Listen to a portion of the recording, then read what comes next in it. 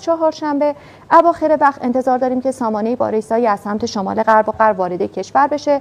با ورودش نواحی شمال غرب بخش‌های غربی رو در بر میگیره. بارش‌ها در این مناطق آغاز میشه که همراه با روند کاهش دما در این مناطق هستش. در روز پنجشنبه این سامانه تقویت میشه بر شدت بارش‌ها به شکل بارش باران و برف در بخش‌های شمال و غرب و نواحی جنوب غربی کشور افزوده میشه. ما شاهد بارش‌ها به شکل بارش گسترده در این مناطق هستیم که منجر به اختلال در تردد جاده‌ها، لغزندگی جاده‌ها حتی خواهد شد.